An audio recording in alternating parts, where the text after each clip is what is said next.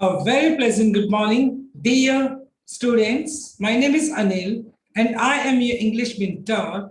Today I'm going to teach you chapter number 3 of your book, Honeydew, and the chapter name is Glimpses of the Past. देखो glimpse का मतलब होता है झलक of the past, यानी जो past है हमारा जो इतिहास है उसकी कुछ झलक. So in this particular chapter we are going to understand the struggle of Indian independence कि किस तरीके से जो ब्रिटिशर्स थे वो इंडियंस को एक्सप्लॉइट करते थे और किस तरीके से रिवॉल्ट ऑफ 1857 स्टार्ट हुआ था. जो 1857 की जो क्रांति थी वो किस तरीके से स्टार्ट हुई थी. तो इस पर्टिकुलर चैप्टर में हम 1757 से लेकर 1857 तक का जो टाइम पीरियड था वो हम डिस्कस करने वाले हैं. So here are some pictorial मतलब पिक्चर, glimpses का मतलब झलक of history. मतलब इस पर्टिकुलर चैप्टर के अंदर में पिक्चर के थ्रू कुछ इतिहास की कुछ झलक दिखाई गई है of our country, हमारे देश की 1757 से लेकर 1857 तक का जो टाइम पीरियड था वो बताया गया है. These pictures और ये जो पिक्चर्स दिखाई गई है ये जो पूरा का पूरा चैप्टर है एक कॉमिक की तरह दिखाया गया है.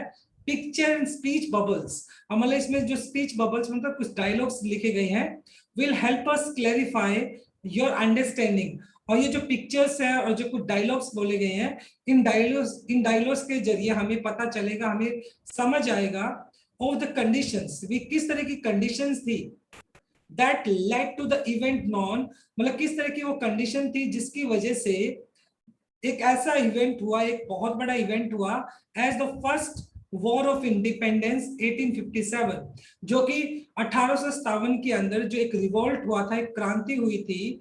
तो वो किस तरह की कंडीशन थी जिसके तहत सारे के सारे जो इंडियंस थे वो इकट्ठा हो गए और ब्रिटिश एम्पायर के खिलाफ एक रिवॉल्ट खड़ा कर दिया, एक क्रांति खड़ी हो गई.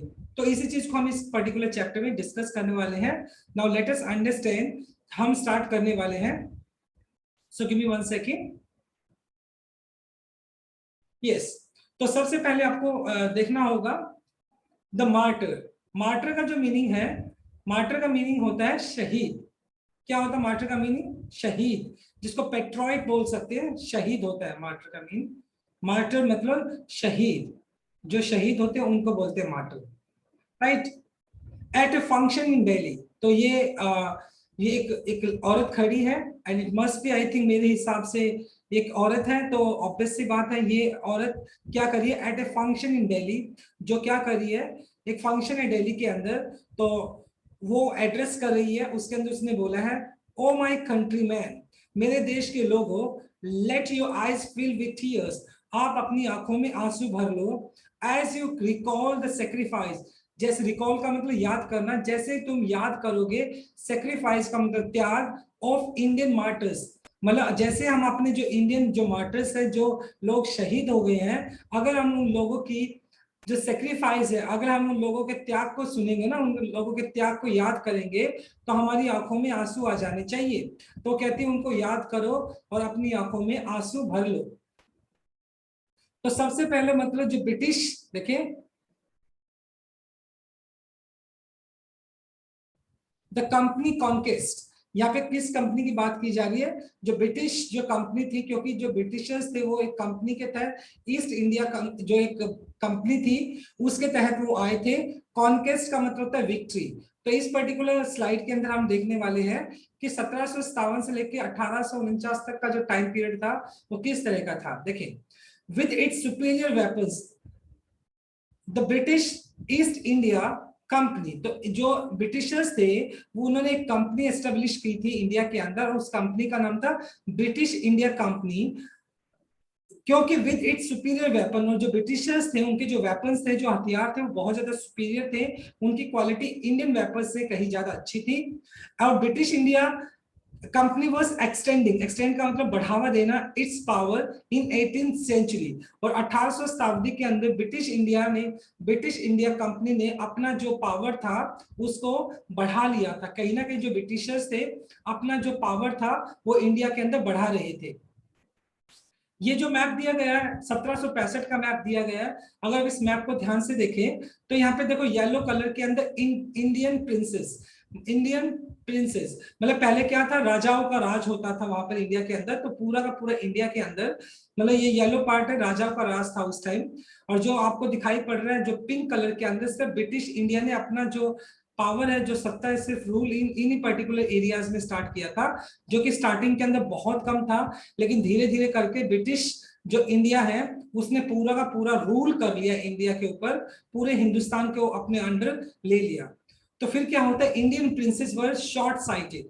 तो यहाँ पर मतलब यहाँ पे बोला जा रहा है, डायलॉग बोला जा रहा है कि इंडियन प्रिंसेस वर शॉर्ट साइटेड। शॉर्ट साइटेड का मतलब हो गया एक ऐसे इंसान जो दूर की चीजों को नहीं देख सकते हैं। यानी जो इंडियन जो राजा है, राजकुमार है, वो कैसे है, वो दूर की सोच वाले नहीं है।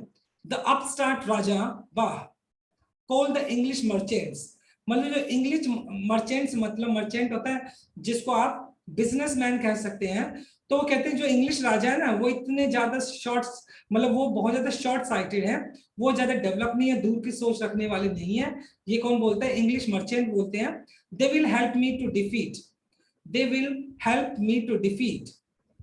और ये जो इंग्लिश राजा थे, मतलब ये सॉरी, जो इंडियन राजा थे पहले, वो क्या करते थे, दूसरे राजाओं से एक दूसरे के साथ युद्ध करते रहते थे, आपस में भिड़ते रहते थे। They will help me to defeat him. और कहीं ना कहीं मतलब क्या है, जो राजा थे वो हमेशा उम्मीद करते थे कि जो ब्रिटिशर्स हैं वो उनकी मदद करेंगे, जो दूसरे राजा को डिफीट करने के अंदर, दूसरे राजा को हराने के अंदर। तो हमेशा जो इंडियन जो राजा थे वो क्या करते रहते थे, हमेशा एक दूसरे के साथ टकराते रहते थे, भिड़ते रहते थे। The people had no peace due to such constant fights। और इंडिया के अंदर जो राजा थे, एक दूसरे के सत्ता के जो राजा थे, वो एक दूसरे से क्या करते थे, the people had no peace, लोगों में शांति नहीं थी, due to such constant fight. और जो एक राजा दूसरे राजा के साथ लगातार फाइट करता रहता था, जिसकी वजह से शांति नहीं थी। द राइवलरीज, राइवलरीज का मतलब है दुश्मनी। help the East India Company and it could easily subdue का मतलब दबाना Indian princess one by one. और सबसे बड़ा प्रॉब्लम इंडियंस का क्या रहा कि जो इंडियन जो राजा थे एक दूसरे को क्या करते थे, वो एक दूसरे के राइवलर थे, यानी एक दूसरे के दुश्मन थे वो, और एक दूसरे को क्या करते थे, हमेशा एक दूसरे को मारने या काटने का क्या करते थे, हमेशा एक दूसरे को दबाते थे और एक दूसरे के दुश्मन थे। जिसका फायदा उन्होंने क्या किया, जिसका फायदा इन ब्रिटिशर्स ने उठाया। And it could easily subdue का मतलब किसी को दबाना, और इसका फायदा जो जो ब्रिटिशर्स थे उन्होंने फायदा उठाया, और एक एक करके जो राजा थे उनको क्या बना लिया, उनको सबड्यू कर दिया, उनको दबाने लग जाते हैं।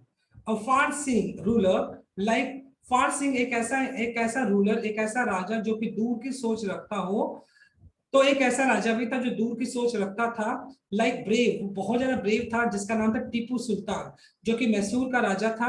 फोर्ट, जिसने लड़ाई की ब्रिटिशर्स से, टिल डाइड फाइटिंग, मतलब लास्ट तक उन्होंने फाइट की और आखिर में लड़ते लड़ते वो मर गए। थैंक गॉड, अब यहाँ पे कुछ डायलॉग्स दिए गए हैं। Thank God there is peace in the country now, more wars, no looting by thugs. अब यहाँ पे मतलब कहीं ना कहीं देखें, थैंक गॉड मतलब भगवान का शुक्रिया, there is peace in the country की, अब हमारे देश के अंदर कुछ शांति है। नाउ नो मोर वॉर्स, अब ज्यादा युद्ध नहीं हो रहे हैं। नो लूटिंग्स, लूटिंग का मतलब एक दूसरे को लूटना, बाय ठग्स, ठग्स का मतलब हो गया दो जो कातिल टाइप के लोग हैं और लुटेरे हैं, तो वो क्या नहीं कर रहे हैं, अभी एक दूसरे को लूट नहीं रहे हैं। क्योंकि अब ये जो ब्रिटिशर्स के आने से पहले क्या थे, जो राजा थे वो आपस में एक दूसरे के साथ लड़ते रहते थे। It is God who sent the British, तो कुछ लोग मतलब ब्रिटिशर्स को अच्छा मानते थे, कुछ लोग ब्रिटिशर्स को खराब मानते थे। मतलब इट इज गॉड, ये भगवान है जिन्होंने ब्रिटिशर्स को भेजा है। कुछ लोग ऐसे थे जो क्या करते थे, जो ब्रिटिशर्स को ठीक मानते थे, और कुछ लोग ऐसे थे जो ब्रिटिश को सॉरी, जो ब्रिटिश को ठीक नहीं मानते थे। Are destiny is linked with them, कि हमारा जो भाग्य है ना, हमारा जो भाग्य है, डेस्टिनी जो है, वो ब्रिटिशर्स के साथ जुड़ा हुआ है। How did Indian react to this conquest, conquest का मतलब जीत, ये लाइन इससे पहले आनी थी कि इंडियंस ने किस तरीके से, मतलब ये जो ब्रिटिशर्स थे जो जीत रहे थे धीरे धीरे, तो उन्होंने किस तरीके से अपने रिएक्शंस दिए। तो कुछ लोग उसको भगवान की तरह मानते थे, कुछ लोग कहते हैं कि हमारा जो डेस्टिनी है, हमारा जो किस्मत है, ब्रिटिशर्स के साथ लिखा गया है। The white man has killed और डिथ्रोन्ड आवर किंग्स, उसके बाद मतलब जो ब्रिटिशर्स थे उन्होंने क्या किया, हमारे लोगों को मार दिया। डिथॉन, डिथॉन का मतलब होता है गद्दी से उतार देना, और कई राजाओं को उन्होंने गद्दी से भी उतार दिया। सम किंग्स वाज नॉट गुड, कुछ राजा ठीक भी नहीं थे, अच्छे भी नहीं थे, but after all they were all, but they were of this land, मतलब कुछ राजाएं तो इस लैंड के भी नहीं थे, क्योंकि राजा थे वो जो आपस में लड़ते रहते थे कहीं ना कहीं, लेकिन एटलीस्ट वो इस हमारी कंट्री के थे। तो मतलब राजाओं का भी आपस में क्या था, राजाएं राजाएं थे उनके भी आपस में इतने अच्छे रिलेशन नहीं थे, क्योंकि ना कहीं वो एक दूसरे के साथ टकराते रहते थे।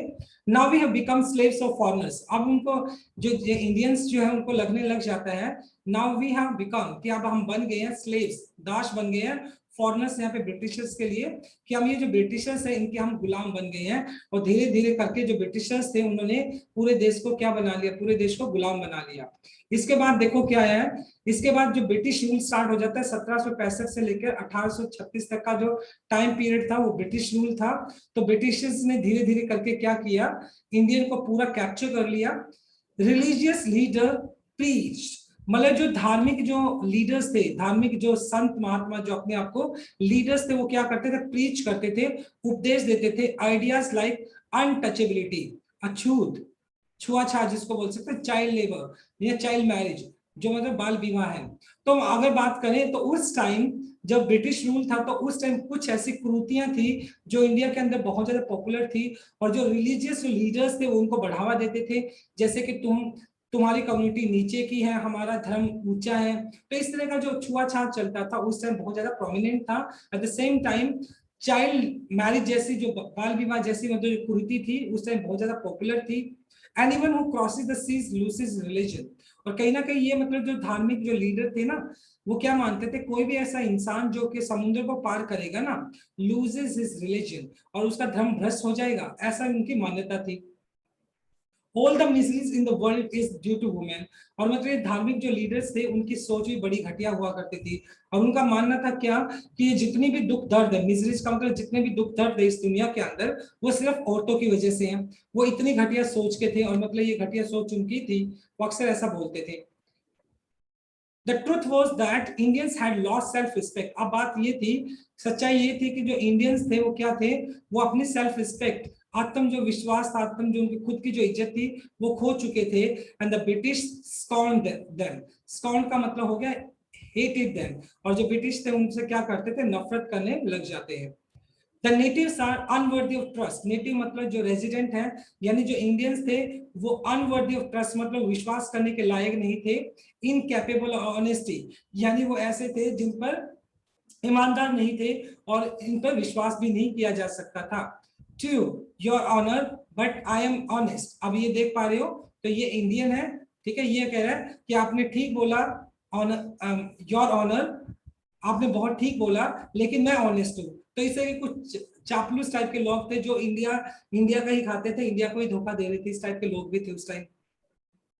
बीइंग मर्चेंट, मतलब मर्चेंट में businessman, the British wanted quick profit, और जो जो ब्रिटिशर्स थे वो बहुत जबरदस्त माइंडसेट वाले थे और जबरदस्त बिजनेसमैन थे, वो जल्दी से प्रॉफिट चाहते थे, फायदा चाहते थे। देयर हैवी टैक्सेस, और वो बहुत हैवी टैक्सेस लगा देते थे, फोर्स फार्मर्स, और जो फार्मर्स थे उनके ऊपर हैवी टैक्स लगा देते थे, टू अबैंडन देयर फील्ड्स, जिसकी वजह से मतलब जो हैवी टैक्सेस लगा देते थे जिसकी वजह से जो फार्मर्स थे वो उन टैक्सेस को पे नहीं कर पाते थे, और उनको क्या करना पड़ा, अबैंडन देयर फील्ड्स। अबैंडन का मतलब लीव, कहीं ना कहीं उनको अपने जो फील्ड्स थे, उनके जो खेत थे उनको छोड़ने पड़े।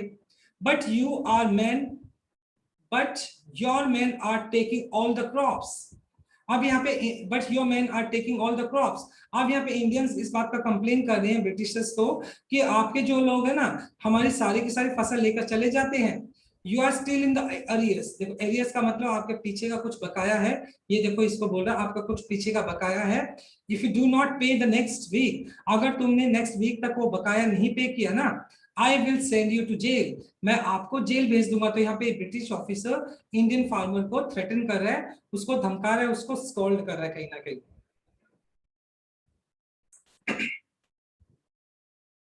Still the British invented other methods which gave them more profit, और मतलब अभी जो ब्रिटिशर्स थे वो क्या कर रहे थे, इन्वेंट का मतलब आविष्कार करना, अलग अलग तरीके वो मेथड निकाल रहे थे जिससे कि वो ज्यादा से ज्यादा प्रॉफिट कमा सके।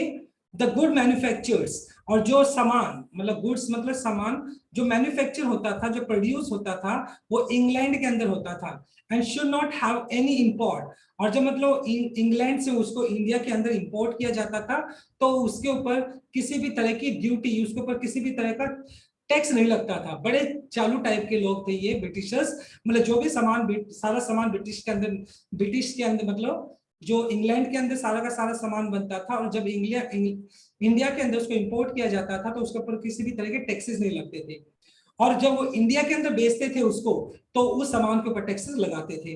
अ गुड आइडिया, तो ये देखो कहते हैं बहुत ही अच्छा आइडिया है। The East India company law begins to triple Indian industries, और मतलब ईस्ट इंडिया का जो कानून था ना, धीरे धीरे करके उसने इंडियन जो इंडस्ट्री थी उसको क्रिपल करना, उसको कमजोर करना स्टार्ट कर दिया। Inevitably which can not be ignored, जिसको इग्नोर नहीं किया जा सकता है। फेमाइंस, फेमाइंस का मतलब अकाल कह सकते हो, और उसी वक्त क्या आता है, एक अकाल आता है, फॉलोड बिटवीन 1822 से लेकर 1836, ये 15 साल का एक टाइम पीरियड होता है जब अकाल आता है इंडिया के अंदर। 15 lakh all Indian died of starvation, starvation का मतलब भूखमरी की वजह से, और 15 लाख के करीब लोग भूखमरी की वजह से मर जाते हैं। द ब्रिटिश पॉलिसीज ल्यून, क्योंकि जो ब्रिटिशर्स थे उनकी जो पॉलिसीज थी उन्होंने तबाह कर दिया था, ल्यून कर दिया था the expert artisans and their business, और मतलब जो आर्टिस्ट लोग थे धीरे धीरे करके उनके बिजनेस को भी जो ब्रिटिशर्स थे उन्होंने खत्म कर दिया था। तो इस तरीके से ब्रिटिशर्स ने इंडिया को धीरे धीरे एक्सप्लॉइट करना स्टार्ट किया। उसके बाद एक समाज सुधारक जिसका नाम है राम मोहन रॉय, तो राजा राम रोहित जो मतलब है उनका क्या होता है, उनका जन्म होता है यानी उनकी एंट्री होती है, और इनका जो जिन्होंने एक्टिवली पार्टिसिपेट किया था, ये एक सोशल रिफॉर्मर थे, समाज सुधारक थे। 1772 से लेकर 1833 तक का टाइम पीरियड में ये एक्टिवली इन्होंने पार्टिसिपेट किया। राम मोहन रॉय अ लर्नर्ड मैन, एक बहुत एजुकेटेड, एक पढ़े लिखे आदमी थे, बंगाल से थे। अंडरस्टूड, उनको ये बात समझ में आ गई थी what was wrong with the country, कि हमारी जो कंट्री है उसके अंदर क्या क्या चीजें गलत चल रही है, कौन कौन सी वो कुरीतियां हैं जो हमारी कंट्री के अंदर फैली हुई है। Let us not despise, despise का मतलब हेट करना, और वो कहते थे कि चलो हमें हमें एक दूसरे से नफरत नहीं करनी चाहिए, और एंशियंट कल्चर इज ग्रेट, हमारा जो पुराना एंशियंट मतलब पुराना, हमारा ये जो कल्चर है ना बहुत पुराना है, बहुत महान है, and we are capable of greater achievements, और हमने बहुत सारे अचीवमेंट्स भी प्राप्त किए हैं। We must first reform our society, हमें क्या करना पड़ेगा, हमारी सोसाइटी के अंदर बहुत सारी कुरीतियां हैं, बहुत सारी कमियां हैं, उसको हमें रिफॉर्म करना पड़ेगा, उसको चेंज करना होगा। सुपरस्टिशन, अंधविश्वास है, हाउ बीन यूनिंग अस, और अंधविश्वास है वो हमें क्या कर रहा है, धीरे धीरे करके हमें तबाह कर रहा है। तो कहीं ना कहीं जो राम मोहन रॉय था उसने सुपरस्टिशन जो कि हमारी समाज के अंदर फैला हुआ था उसको खत्म करने की बात की। He told his wife Uma, और उसने मतलब राम मोहन रॉय ने अपनी वाइफ उमा से कहा, काउस आर डिफरेंट कलर्स, जो गायें होती है ना वो अलग अलग कलर की होती हैं, but the colour of the milk is same, लेकिन जो उनका जो मिल्क है ना, चाहे गाय किसी भी कलर की क्यों ना हो, उनका जो मिल्क है वो सेम है, उनका कलर सेम है। Different teachers have different opinions, अलग अलग समुदाय के जो अलग अलग धर्म के जो टीचर्स हैं उन सभी का मतलब जो ओपिनियंस जो है ना वो अलग अलग हो सकता है, but the essence is every religion in the same, लेकिन जो हर एक धर्म है उसका जो इसेंस है, उसका जो सार है ना, सार तो एक ही होता है, यानी सभी धर्म अच्छाई या सच्चाई की तरफ ही बढ़ाते हैं। He was attracted by science and modern knowledge, और जहां तक राम मोहन रॉय की बात की जाए तो वो क्या थे, वो बहुत ज्यादा अट्रैक्ट थे किस बात को लेकर, साइंस और मॉडर्न नॉलेज को लेकर। तो उसका मानना था कि हमें साइंस और मॉडर्न नॉलेज को हमें अपग्रेड करना चाहिए। Knowledge should be practical and scientific, और उनका मानना था नॉलेज ऐसी होनी चाहिए जो प्रैक्टिकल हो, जिसको हम यूज कर सके, एंड साइंटिफिक, जिसको प्रूव किया जा सके। नॉलेज ऐसी होनी चाहिए जिसको प्रैक्टिकली यूज किया जा सके, और जिसको क्या किया जा सके, जिसको यूज किया जा सके, ऐसी होनी चाहिए नॉलेज। ही स्टार्टेड न्यूज़पेपर, और उसने क्या किया, उन्होंने एक न्यूज़पेपर स्टार्ट किया, राम मोहन रॉय ने, उन्होंने अपना एक न्यूज़पेपर स्टार्ट किया, बट सस्पिशियस ब्रिटिशर्स स्टॉप्ड, लेकिन जो ब्रिटिशर्स थे वो क्या थे, डाउटफुल थे, और उन्होंने क्या किया, उस न्यूज़पेपर को बंद कर दिया। कब बंद कर दिया उन्होंने, 1823 के अंदर उन्होंने उसके न्यूज़पेपर को बंद कर दिया, सस्पिशियस, डाउटफुल, और उन्होंने क्या किया, उनके न्यूज़पेपर को स्टॉप कर दिया। We accept. अब यहाँ पर क्या होता है देखते हैं एक बार। यस, इसके बाद जो राजा राम मोहन रॉय है वो क्या करता है, वन सेकेंड, यस ये लाइन रह गई थी आपकी। Yes, he cross the seas. हालांकि मतलब जो इंडियन रिलीजन के हिसाब से, इंडियन धर्म के हिसाब से समुद्र पार करना क्या था, अपने धर्म को भ्रष्ट करने जैसा था, लेकिन राम मोहन रॉय ने क्या किया, वो समुद्र पार करके इंग्लैंड जाता है, and to see what made the British powerful, कि किस तरीके से जो ब्रिटिशर्स हैं उन्होंने अपने आप को पावरफुल बना लिया है। देयरफॉर ही टोल्ड देम, तो उन्होंने बोला, we accept you as a rulers, हम आपको अपना रूलर्स मानते हैं, हमारा शासक मानते हैं आपको, and you must accept us as your subjects, और हम आप लोगों की प्रजा की तरह हैं। बट यू मस्ट रिमेंबर, आपको इस बात का भी याद होना चाहिए, आपको ये बात याद रखनी चाहिए, द रिस्पॉन्सिबिलिटी अ रूलर ओज टू हिज सब्जेक्ट, भी आप हमारे शासक हैं, और एक शासक होने के नाते आपका जो आपकी प्रजा के प्रति जो भी रिस्पॉन्सिबिलिटीज है, आपको वो सारी की सारी रिस्पॉन्सिबिलिटीज को याद रखना चाहिए। आप हमारे शासक बन चुके हैं, लेकिन जो रिस्पॉन्सिबिलिटीज आपकी बनती है, वो रिस्पॉन्सिबिलिटीज भी आपको क्या करनी चाहिए, अच्छे से निभानी चाहिए। ऑपरेशन, ऑपरेशन का मतलब होता है किसी को एक्सप्लॉइट करना, किसी को दबाना। ये जो टाइम पीरियड रहा जिसके अंदर इंडियंस को बहुत ज्यादा ऑपरेस किया गया, उनको दबाया गया, 1765 से लेकर 1835 का टाइम पीरियड था। But the British continued to oppress Indians, लेकिन जो ब्रिटिशर्स थे उन्होंने क्या किया, जारी रखा, वो इंडियंस को क्या करते थे, ऑपरेस करते थे, उनको एक्सप्लॉइट करते थे। इन 1818 के अंदर दे हैड पास्ड रेगुलेशन, उन्होंने कानून पास किया, under it an Indian could be gelled without trial in court, मतलब मनमानी तरीके से बिना कोर्ट के अंदर पेश किए उनको सीधा क्या किया जा सकता था, जेल के अंदर डाला जा सकता था। तो उन्होंने एक ऐसा कानून पास कर दिया जिसके तहत इंडियंस को क्या किया जाता था, एक्सप्लॉइट किया जाता था और उनको जेल में डाल दिया जाता था। All the time British officer in India due big salaries, और जो ब्रिटिशर्स ऑफिसर थे उनको बहुत सारी सैलरीज मिलती थी, and also made fortunes in the private business, और एट द सेम टाइम उनका जो बिजनेस था इंडिया के अंदर बहुत सारा पैसा कमा रहा था, उनका बिजनेस भी ग्रो कर रहा था। उसके बाद होता क्या है, बाय 1829 1829 के दौरान Britain was exporting British goods worth 7 crore rupees to India.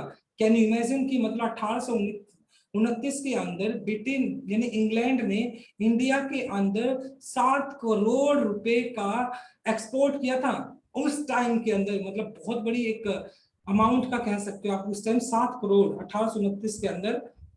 Governor general Bentinck reported back home, और जो गवर्नर जनरल बेंटिक थे रिपोर्टेड बैक होम, मतलब वो उन्होंने रिपोर्ट किया, क्या रिपोर्ट किया, the bones of cotton weavers are bleaching the plains of India.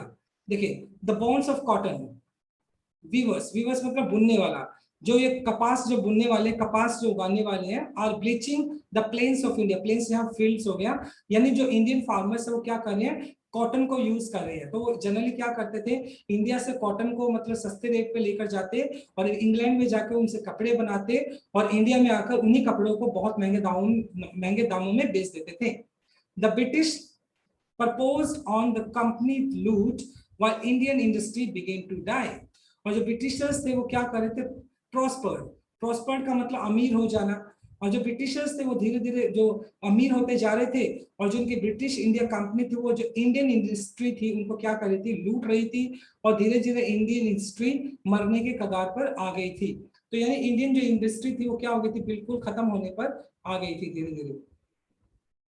Dissatisfaction, dissatisfaction का मतलब था नाराजगी, नापसंदगी, और ये टाइम पीरियड था अब 1835 से लेकर 56 का जो टाइम पीरियड था, और धीरे धीरे मतलब जो हर एक इंडियन था वो क्या हो गया था, डिससेटिस्फाइड हो गया था किसे, ये जो ब्रिटिशर्स थे उनके अगेंस्ट हो गए थे इंडियंस ज्यादातर।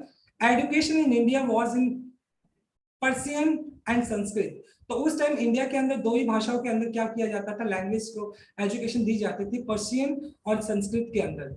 1835 के अंदर English man named Macaulay suggested a change, और एक मैक्लरी एक ब्रिटिशर्स था, उसने कहा कि पर्शियन और संस्कृत भाषा में एजुकेशन का कोई फायदा ही नहीं है, और उन्होंने क्या किया, इंग्लिश मैन था तो उन्होंने इंग्लिश को इंट्रोड्यूस किया कि एजुकेशन तो इंग्लिश में होनी चाहिए। We should teach the natives, native मतलब ये जो इंडियंस थे, थ्रू द इंग्लिश लैंग्वेज, और हमें जो इंडियंस हैं उनको किस लैंग्वेज में पढ़ाना चाहिए, हमें इंग्लिश में उनको पढ़ाना चाहिए। आई अग्री, वो कहता है, ये वाला कहता, वो ये कहता है कि हाँ मैं इस आपकी बात से सहमत हूँ। तो यहाँ से पता चलता है कि किस तरीके से ये जो इंग्लिश लैंग्वेज का चलन इंडिया के अंदर आया। इंग्लिश एजुकेशन प्रोड्यूस क्लर्क्स, और उनका जो मेन पर्पस था ना, क्या था कि इंडियंस जो लेबर थी उनको, इंडियंस लेबर्स थी उनको सस्ते दामों में मिल सकती थी। इंग्लिश एजुकेशन जो इंग्लिश की पढ़ाई थी, प्रोड्यूस क्लर्क्स, जिसकी वजह से जो इंडियंस थे अगर उनको इंग्लिश पढ़ा दिया जाएगा तो उनको सस्ते दामों में क्लर्क्स मिल जाएंगे, इंडियन क्लर्क्स मिल जाएंगे, whom the British gave petty jobs under them, जिससे कि छोटी मोटी जॉब वो अपने नीचे उनको दे देते और उनको कम रेट के अंदर उनको अपनी जॉब पर रख लेते। Incidentally it also produce a new generation of intellectuals, और इससे क्या होगा, और धीरे धीरे मतलब जो एक नई जनरेशन आएगी जो ब्रिटिशर्स को ही अपना ले लो, इंटेलेक्चुअल्स का मतलब जो पढ़े लिखे लोग, और जो ब्रिटिशर्स को ही क्या मानेंगे, अपना लॉर्ड मानेंगे, अपना भगवान मानेंगे, धीरे धीरे ब्रिटिशर्स को वो एक्सेप्ट कर लेंगे, उनका ऐसा मानना था। और एजुकेशन इंग्लिश में वो इसलिए दे रहे थे कि जिससे कि, क्योंकि जो जो ब्रिटिशर्स थे उनका ऑब्वियस जो ऑफिशियल लैंग्वेज था उनका इंग्लिश लैंग्वेज था, तो इंडियंस उनको सस्ते रेट पे मिल सकते थे, तो इसलिए उनको इंग्लिश पढ़ाना स्टार्ट कर दिया। We must educate our brothers, तो धीरे धीरे इंडियंस को भी इस बात का पता चलता है कि हमें अपने भाई बहनों को पढ़ाना होगा, and try to improve their material condition, material मतलब फाइनेंशियल, और धीरे धीरे उनकी जो फाइनेंशियल कंडीशन उनको भी इम्प्रूव करना पड़ेगा इंडियंस की। Forward we convey our grievances, grievances का मतलब आपका जो कंप्लेन होती है टू द ब्रिटिश पार्लियामेंट, जिससे कि अगर हमारे जो लोग पढ़े लिखे होंगे ना, तो हम ब्रिटिश पार्लियामेंट है उसके खिलाफ अगर हमारा जो ग्रीवेंस है, अगर हमारा जो कुछ भी शिकायत हो, तो हम अगर पढ़े लिखे होंगे तो डेफिनेटली सी बात है हम अपनी शिकायत को उनके सामने दर्ज करा सकेंगे। देखिए इसके बाद बाय 1856 1856 की बात की जाए तो British conquered whole of the India. Starting के अंदर देखो ग्रीन जो आपका जो पिंक पार्ट था वो बहुत कम था, अब देखो ये पिंक पार्ट, यानी धीरे धीरे करके ब्रिटिशर्स ने कितना पार्ट इंडिया का कैप्चर कर लिया, और जो येलो पार्ट में वो स्टेट्स थे जो कि अभी ब्रिटिशर्स ने कैप्चर नहीं किए थे। They care little about the needs of the farmer, तो यहाँ पे पता चलता है कि जो ब्रिटिशर्स थे उनको इंडियन जो फार्मर्स थे उनको उनसे उनका कोई लेना देना नहीं था, इंडियन से उनका कोई लेना देना नहीं था। Our kings have become puppet, यहाँ पे वो बात करें कि हमारे जो राजा है ना वो क्या बन सके हैं, वो तो पपेट बन चुके हैं, राइट। पपेट क्या होता है, गुड्डा, जिस टाइप से उनके एक स्लेव बन चुके हैं उनके। And we have lost our all job, जो हमारी पुरानी जो जॉब्स होती थी वो क्या हो गई, वो खत्म हो चुकी है ऑलमोस्ट, लैंड्स, और धीरे धीरे करके ब्रिटिशर्स उन्होंने हमारी जमीनों को भी हथिया लिया। They are converting our brothers, convert का मतलब धर्म परिवर्तन करना, और जो हिंदू और मुस्लिम थे उनको क्या बना रहे थे, क्रिश्चियंस बना रहे थे, धीरे धीरे करके जो जो ब्रिटिशर्स थे हिंदू मुस्लिम को क्रिश्चियन में कन्वर्ट कर रहे थे। You only talk, do something to drive them out, तुम लोग सिर्फ बात कर रहे हो, कुछ ना कुछ हमें करना होगा उनको यहाँ से भगाने के लिए। तो धीरे धीरे हर एक इंडियन के अंदर इस बात का अब क्या हो गया था, ये बात उठने लग गई थी कि किस तरीके से हम इन ब्रिटिशर्स को यहाँ से भगा सकते हैं। द स्पार्क, स्पार्क का मतलब किसी चीज का भड़क जाना। अब वो क्रांति आती है जो 1857 की जो क्रांति की बात करें तो धीरे धीरे वो आग भड़कने लग जाती है। Taxes continue to ruin the peasants, और धीरे धीरे जो टैक्सेस बढ़ रहे थे उन्होंने जो फार्मर्स है उनको तबाह करना स्टार्ट कर दिया, रूइन करना स्टार्ट कर दिया। इन बंगाल, बंगाल के अंदर सेंथल्स, सेंथल्स क्या है, ये ट्राइब था, एक कबीला था, ये एक ट्राइब थी, who had lost their lands under new land rules. और मतलब जो सेंथल्स एक ट्राइब थी, कबीला था, जिसने क्या कर दिया, अपनी सारी की सारी जमीन खो दी, क्योंकि जो ब्रिटिश के जो वो थे ना लैंड अंडर लो, मतलब जो उनके जो लो था उनके कानून के तहत उन्होंने अपनी सारी की सारी जो उनके फील्ड्स थे, जो जमीन थी वो उन्होंने खो दी, एंड बिकेम डेस्परेट, और बहुत ज्यादा वो दरिद्र बन गए, गरीब बन गए। एंड इन 1855 की बात की जाए, दे रॉज इन रेबेलियन, रेबेलियन का मतलब क्रांति, प्रतिशोध, यानी उन्होंने क्रांति कर दी, वो प्रोटेस्ट करने लगे। एंड मैस्केर्ड, मैस्केर्ड का मतलब एक बड़ी संख्या में लोगों का मारा जाना, European and their supporters alike, और वो सारे के सारे मतलब वहां पर क्या हो गया, क्रांति भड़क जाती है और उस क्रांति के अंदर एक मैस्केर होता है, बहुत सारे यूरोपियंस को मारा जाता है, उनको सपोर्टर्स को भी मारा जाता है। और धीरे धीरे करके मतलब जो इंडियंस थे, जो फार्मर्स थे, वो धीरे धीरे करके क्या हो गए, इन ब्रिटिशर्स के खिलाफ हो गए, और मतलब एक रिबेलियन स्टार्ट हो गया इन सभी के सामने, एक बहुत भयंकर क्रांति इनके साथ, इनके अगेंस्ट हो जाती है। This content was the braving in the East India Company was army too। और उसके बाद जो इंडियंस थे, कुछ इंडियंस क्या थे, इंडियन आर्मी के अंदर भी सरवाइव कर रहे थे, तो वहां पर भी बहुत ज्यादा हमें क्या देखने को मिलती, डिस्पैरिटी देखने को मिलती थी। जो इंडियन जो आर्मी के सोल्जर्स थे उनको कम सैलरी मिलती थी, जो ब्रिटिशर्स होते उनको हाई सैलरी दी जाती थी। तो डिसकंटेंट का मतलब अनसेटिस्फाइड, ब्रेविंग का मतलब गुस्सा हो जाना, आर्मी टू। और धीरे धीरे मतलब ये जो हमें देखने को मिला कि किस तरह की डिस्पैरिटी थी, जो इंडियन जो आर्मी मैन होते थे उनको उनको कम इज्जत मिलती थी, उनको सैलरी कम मिलती थी, और जो ब्रिटिशर्स होते थे उनको बहुत ज्यादा मिलती थी। तो इस वजह से आर्मी के अंदर भी क्या हो जाता है, डिसकंटेंट, यानी उनके अंदर भी अनसेटिस्फाइड हो जाते हैं जाकर कहीं ना कहीं। while soldiers get huge pay, mansions to live in the servants, मतलब जब तक जहां तक की बात की जाए, जो व्हाइट थे, जो जो ब्रिटिशर्स थे, ब्रिटिशर्स आर्मी ऑफिसर्स थे, उनको तो बड़ी सैलरी मिलती थी, मैनिसन बंगलो मिलता था, नौकर चाकर सब मिलते थे। while we get pittance and show promotions, और पिटियंस का मतलब थोड़ी बहुत सैलरी मिलती थी उनको, और उनको कोई प्रमोशन भी नहीं मिलता था, इंडियन जो आर्मी के जो ऑफिसर्स थे। The Angrez ask us to cross the sea which is against our religion, और जो अंग्रेज थे, ब्रिटिशर्स थे, उनको क्या बोलते थे इंडियन सोल्जर्स को, कि मतलब आपको समुद्र पार करके जाना होगा, और हमारे रिलीजन के हिसाब से, हमारे कल्चर के हिसाब से समुद्र पार करना धर्म को भ्रष्ट करना जैसा था। हु इज द टोपी वाला, टोपी वाला यहाँ पे ब्रिटिशर्स के लिए यूज किया गया, to abolish our old age old customs. तो ये टोपी वाले जो लोग थे, ये जो ब्रिटिशर्स थे, ये कौन होते हैं, जो कि हमारा इतना पुराना जो एक कस्टम है, जो रीति रिवाज है, उसको खत्म करने वाला, कि वो हमें समुद्र पार भेज रहे हैं, जिससे कि हमारा जो धर्म है वो भ्रष्ट हो जाए। वी मस्ट ड्राइव आउट अंग्रेज। तो यहाँ पर मतलब यहाँ पर ये जो मंगल पांडे दिखाए गए हैं, तो मंगल पांडे कहते हैं कहीं ना कहीं कि हमें इन अंग्रेज को क्या करना पड़ेगा, यहाँ से भगाना होगा। स्पोय मंगल, स्पोय का मतलब सिपाही, Mangal Pandey attack the adjutant, adjutant का मतलब जो ब्रिटिश ऑफिसर था।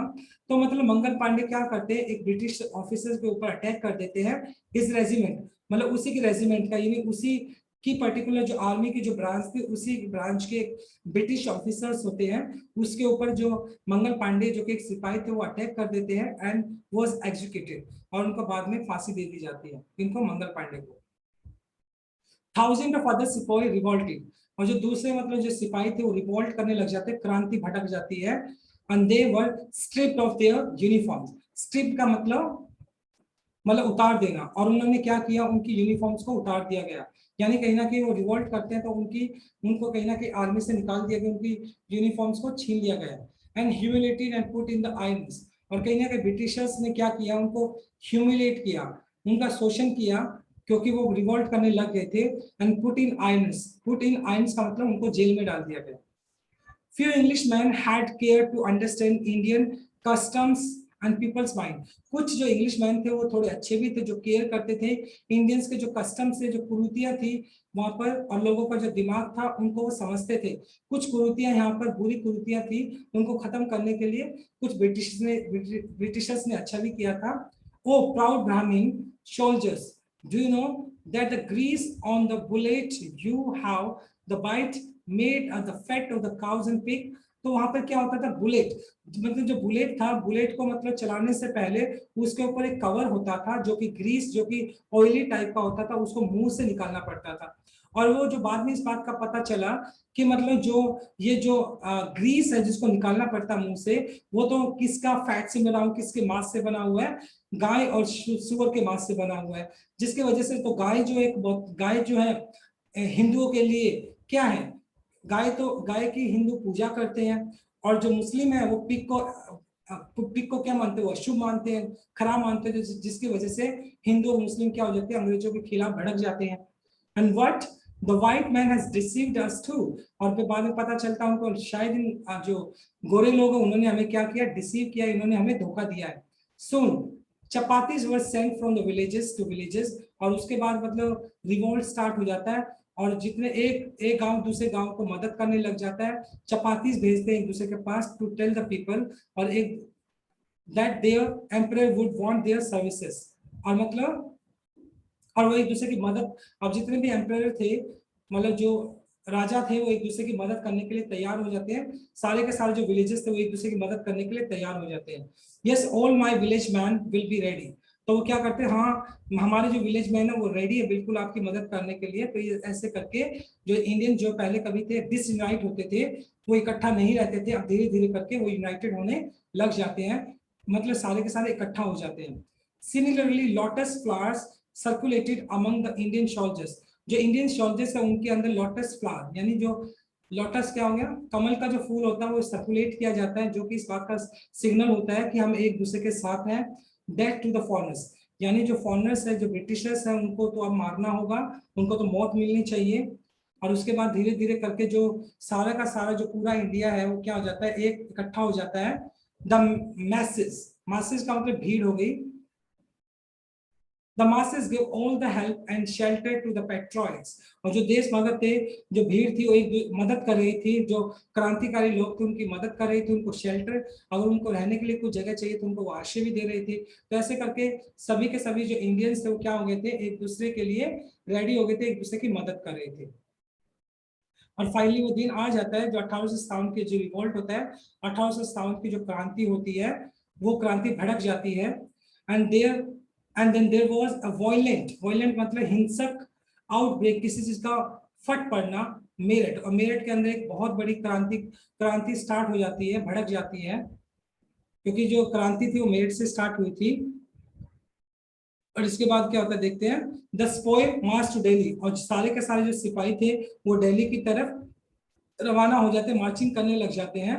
Long live emperor Bahadur Shah, और मतलब ये जो बहादुर शाह दिखाए गए हैं ये वाले जो किंग है, और सारे के सारे उनके जो सोल्जर्स थे वो बहादुर शाह के नारे लगाने लग जाते हैं।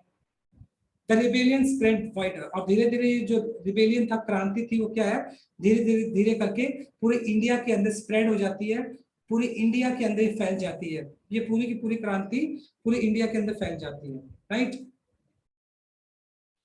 And many landlords had lost their lands, और बहुत सारे जो जमींदार थे उन्होंने अपनी जमीन को खो दिया था बिकॉज ऑफ ब्रिटिश पॉलिसीज, क्योंकि जो ब्रिटिशर्स की जो पॉलिसीज थी वो बिल्कुल अगेंस्ट थी उनकी, एंड दे वर सॉर, और वो बहुत ज्यादा नाराज थे ब्रिटिशर्स थे, तो वो भी उनके अगेंस्ट हो गई।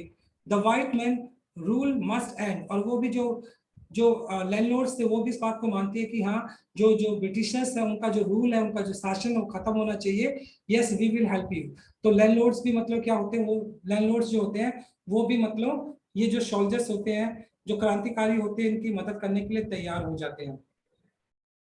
द फाइट ऑफ फ्रीडम, और फाइनली मतलब 1857 के अंदर जो फाइट ऑफ फ्रीडम मतलब आजादी की जो लड़ाई होती है ना वो स्टार्ट हो जाती है।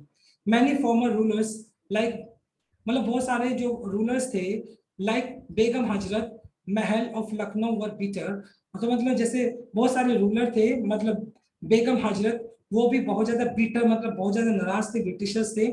And the white man has taken away my kingdom, और वो कहती है कि मतलब ये जो ब्रिटिशर्स है उन्होंने मेरे इस किंगडम को, इसको मेरे जो किंगडम है मेरा जो राज्य है इसको छीन लिया है। और मतलब जो बेगम हजरत है वो भी क्या होती है ब्रिटिशर्स के खिलाफ होती है, वो भी नाराज होती है। They join the upsurge, upsurge का मतलब हो गया क्रांति रिवोल्ट को, और वो भी क्या करते हैं इस अपसर्ज मतलब ये रिवोल्ट है उसको ज्वाइन कर लेते हैं फॉरेनर्स के अगेंस्ट, मतलब ये ब्रिटिशर्स के अगेंस्ट, मतलब जो हजरत बेगम है वो भी इस रिवोल्ट को ज्वाइन कर लेती है।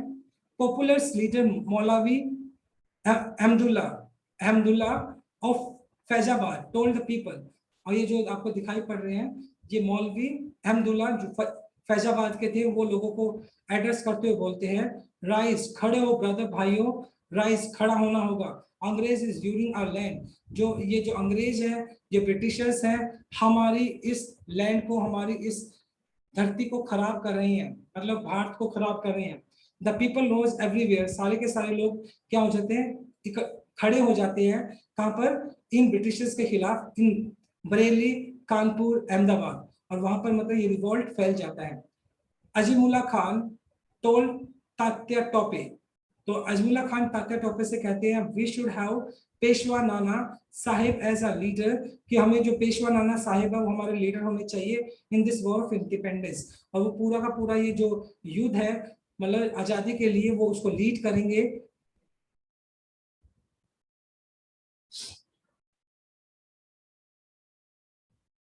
द पेट्रोइट पाउंस, पाउंस का मतलब झपटा मारना, और ये जो पेट्रोइट थे देशभक्त थे उन्होंने क्या किया, पाउंच का मतलब झपटा मारना अपॉन द ब्रिटिशर्स, और ब्रिटिशर्स के ऊपर झपटा मारते हैं।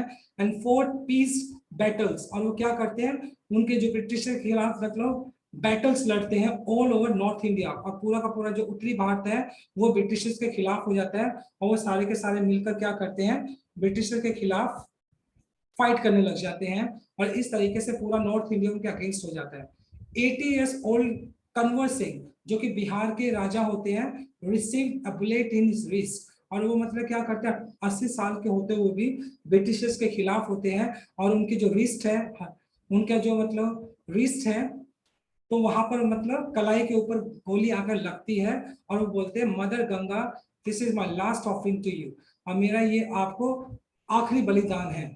मतलब मरते मरते भी वो क्या करते हैं, कहते हैं गंगा, गंगा मैया ये मेरा आपको आखिरी बलिदान है। तो इस तरीके से सारे के सारे जो इंडियंस थे वो इस ब्रिटिश एम्पायर के अगेंस्ट हो गए, और ये 1857 का जो रिवोल्ट था, एक क्रांति थी, वो भड़क जाती है, और धीरे धीरे ये क्रांति भटकते भटकते यानी भटकते भटकते 1947 के अंदर फाइनली हमें आजादी नसीब होती है। ओके, तो ये फ्रॉम आवर फ्रीडम मोमेंट जो हमारा आजादी का जो आंदोलन था उसको दिखाया गया 1757 से लेकर 1857 का जो 100 साल का एक जो टाइम पीरियड था, किस तरीके से ये पूरा का पूरा ये रिवॉल्ट चला था, क्रांति चली थी, उसको बताया गया है। और ये जो पर्टिकुलर चैप्टर लिखा एस डी सावंत ने लिखा है, right. So my dear student, this is all about from my side. Thank you very much. God bless you all and stay happy and blessed.